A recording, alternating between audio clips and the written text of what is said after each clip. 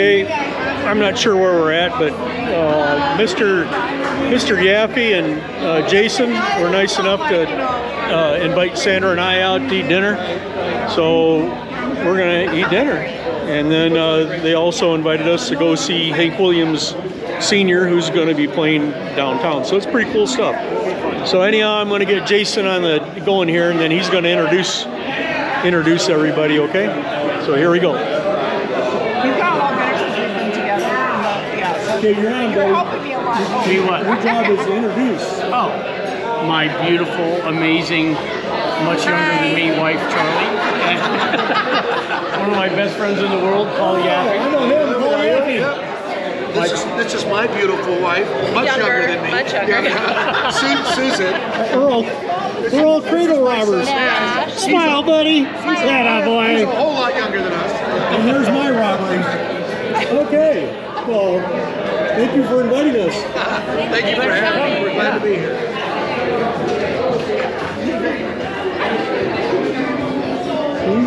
So you're not.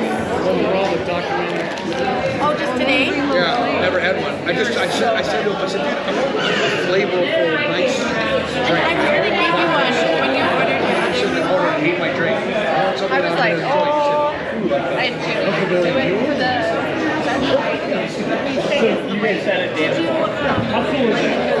There seems to be one thing we all have. What?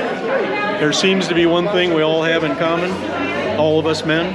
We're cradle robbers.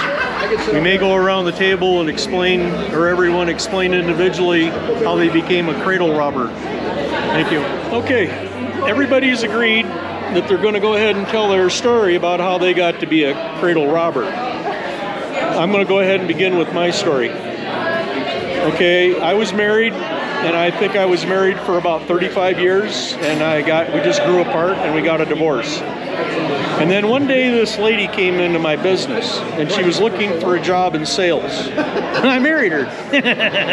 It's just that simple. Okay, so here I am 68 years old. I don't know how old she is, but she's 17 years younger than me. And it's all good. So that's my story. Thank you very much. Now we're gonna move on to Mr. Jason and Charlie and hear what they got to say.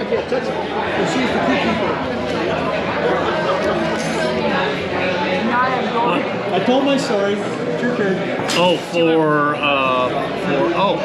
your cradle robbing. Well, you know, How did you become a cradle robber? as the saying goes, if you want to impress a girl, do what you do best in front of them.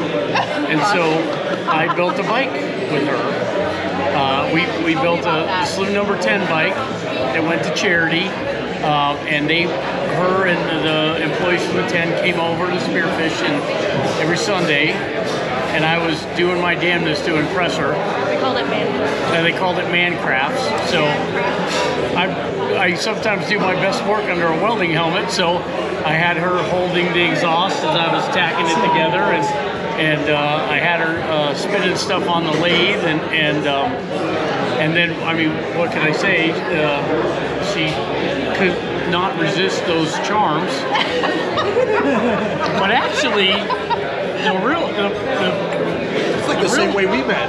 it is, except for this part. So I had asked her out, but she was on a hiatus. She was not having it. I mean, back in the days when I was in shape, we were playing shuffleboard, and I was showing her my abs, and it wasn't working, and so I had given up. And we were at the tacky party at the Saloon number 10, and I'd ridden over there and parked behind the bar. Was just going to stay for a minute, have a drink, and I was treated very, very poorly by a group of her friends. Very poorly. They're very mean, which, whatever, I don't care. And so I decided to, Cal actually decided to, let's do a shot. And so I realized I wasn't riding my motorcycle anymore, and I was going to have to taxi back. And I think maybe she felt bad for me, the sympathy thing, which, and so I said, But we had already gone on a couple dates. yeah, we had gone on a couple dates. We had went to lunch, and we'd gone to breakfast, and we'd ridden on the motorcycle together, but I thought it was just a lost cause. And then I was getting ready. I was waiting for my cab ride home, and she said, "What are you doing? You going home?" I said, "Yep, I'm going to go home. I've had enough." And she said, "Well, do you want me to go with you?" I said, do you want company? Oh yeah, she said, "Do you want company?" And I said, So you see, you guys have something in common. Yeah. yeah. And so I don't believe we left the apartment for approximately 36 hours. we just we made eggs. And I had perm hair. Yeah, she had a perm An afro. from like a 70s style afro that she did, and yeah, we literally locked ourselves in my little apartment and My hair used to be really didn't come up for air for a while. Yeah, and then you know, the rest is history, as they say. Oh, very good. And I've been thankful every single day of my life. Oh, isn't that wonderful? Very good. Okay there, You're next, buddy. Yaffe. Oh, okay. Let's hear what you got to say. Well, I was out riding with some buddies, and we were out on a Christmas day and couldn't find a bar open. We were looking for a place to drink, riding around town, and my buddy was dating Susie's best friend. And he called his girlfriend and said, "Hey, I'm in Scottsdale. Where can we find a bar?" And she said, "Oh, I'm over here at this bar with my friend Susie. Just come over here and have a drink." So we all rode over to this bar, and the place was It was empty. Christmas Eve, right? It was a place. Eve It was day? Christmas Day, right? Christmas It was called. The place was called Handlebar J's, and it's a country bar. You probably weren't on a cool motorcycle. And we went in there. I don't even remember, but we all went in there, and I was a little smitten. Yeah, I thought Susie was hot. I was wearing scrubs. And so we had a drink, and she was apologizing for whatever. And anyway, we talked about country dancing, and I said I always wanted to learn how to country dance.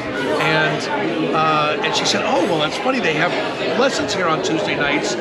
We should take a country dance lesson." And I said, "Oh yeah, that would be great." And whatever. And we ended up leaving and so. Come the next Tuesday, I'm sitting with the same group of guys at the Billet Bar, which is our favorite watering hole. We're out on a Tuesday night, and I get a text message from her saying, "It's dance lesson night."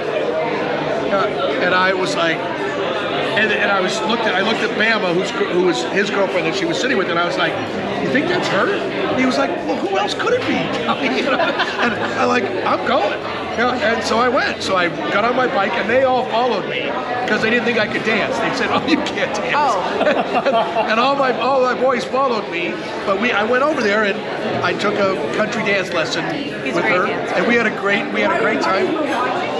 Yeah, they were all watching me throwing things, making fun. Yeah. Are you line dancing? No, yeah, and No, then no line dancing, just country, like two-step. two-step.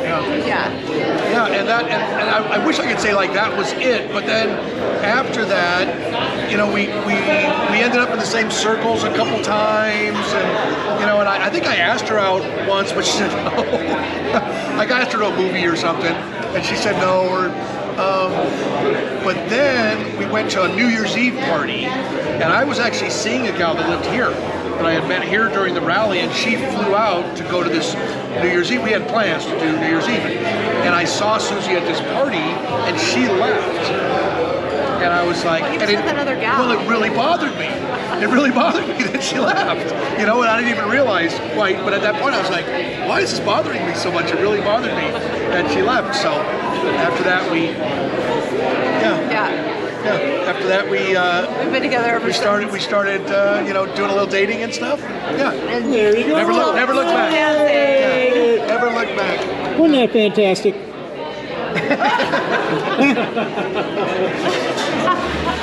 There you have it, folks. A table full of grave robbers or cradle robbers. Thank you very much.